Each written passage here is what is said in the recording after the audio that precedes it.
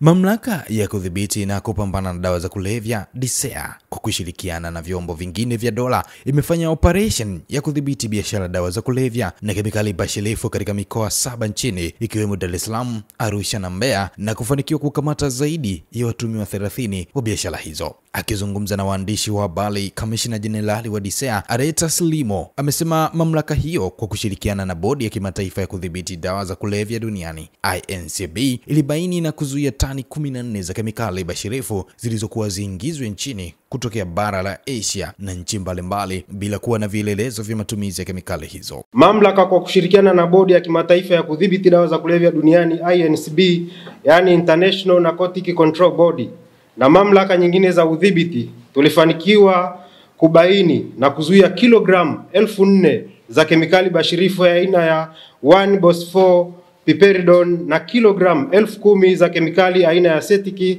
anhydride zilizokuwa ziingizwe nchini kutokea bara la Asia bila kuwa na vielelezo vinavyoonyesha matumizi ya kemikali hizo hapa nchini. Ni vyema tufahamu kuwa endapo kemikali hizo zingeingia nchini na kuchepushwa, zingeweza kutumika kutengeneza dawa za kulevya aina ya fentanyl pamoja na heroin. Mathalan, kilogramu 1000 za kemikali aina ya 1-Bos-4-Piperidone zinaweza kutengeneza kilogramu 8,000 za dawa za kulevya aina ya fentanyl.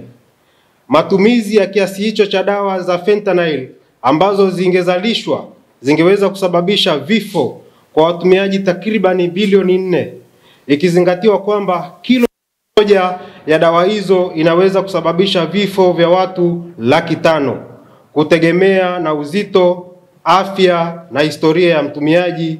Mathalan, miligramu 2 inaweza kusababisha kifo cha mtu mmoja. Aidha, kwa upande mwingine, Limo ameongeza kuwa katika operation iliyofanyika mkoani Mbeya imemkamata Herbert Kawalya, raia wa Uganda, akiwa na pakti 10 za pipi zilizotengenezwa na dawa za kulevya aina ya bangi yenye kiwango kikubwa cha sumu.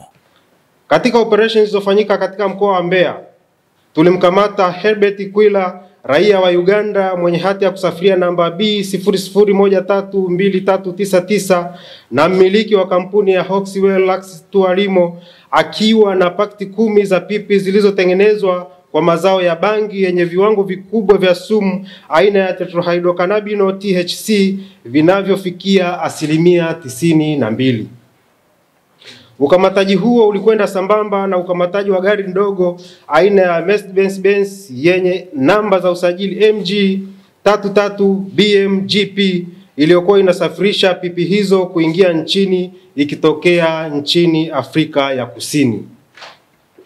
Ukamataji wa pipi hizo unabainisha kuwepo kwa mbinu mbalimbali fiche zinazotumika kusafirisha na kusambaza dawa za kulevya ili zisitambulike kirahisi. Hata hivyo, Limo ameongeza kuwa udhibiti wa kemikali bashirifu na dawa za kulevya umezuia athari kubwa ambazo zingejitokeza kiafya, kijamii, kiuchumi na kimazingira, ikiwemo kuokoa nguvu kazi ya taifa, huku akiwataka wananchi kuendelea kutoa ushirikiano na kutoa taarifa za matukio ya uuzaji wa dawa hizo. Udhibiti wa dawa za kulevya na kemikali bashirifu uliofanyika umezuia athari kubwa ambazo zingejitokeza kiafya, kijamii, kiuchumi na kimazingira, ikiwemo kuongezeka kwa dawa za kulevya mtaani.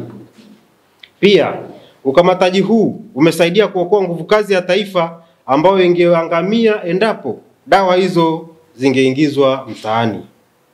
Tunatoa wito kwa wananchi kuendelea kushirikiana na mamlaka kwa kutoa taarifa mapema wanapohisi au kuona uwepo wa shughuli zinazohusiana na biashara, utengenezaji na uzalishaji wa dawa za kulevya katika maeneo yao kupitia kituo chetu cha taarifa na huduma ya kupiga namba bure 119. Kwa upande wao, taasisi ya kuzuia na kupambana na rushwa nchini TAKUKURU kupitia mwakilishi wake mkurugenzi msaidizi kutoka idara ya uchunguzi na malalamiko imesema itashirikiana bega kwa bega na DCEA kufanya uchunguzi na kukamata wote waliohusika na biashara hizo. Madawa ya kulevya kwa kweli imekuwa ni tishio, na kama mmemsikiliza vizuri, haya magenge ya uhalifu ni magenge ambayo yana uwezo mkubwa wa kifedha, na kwa vyovyote vile yanatumia fedha walizonazo katika kufanikisha mazoezi ya uhalifu. Ningeomba nitoe tahadhari kama alivyosema Kamishna Jenerali. Mkurugenzi mkuu ameniagiza nitoe onyo kwamba wale wote ambao wanajihusisha na hii biashara, ambao ni biashara hatari kama ambavyo nimebainisha, kiuchumi, kiusalama na kijamii, watachukuliwa hatua, na uchunguzi unaendelea kadri tunapopokea taarifa, kwa sababu tuna mkataba wa ushirikiano, tunashare taarifa. Kwa hiyo uchunguzi unaendelea maeneo yote hayo.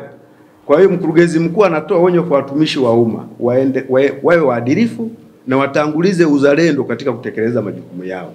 Hii ni Lushauri TV Updates. Mimi ni Justin Kosan.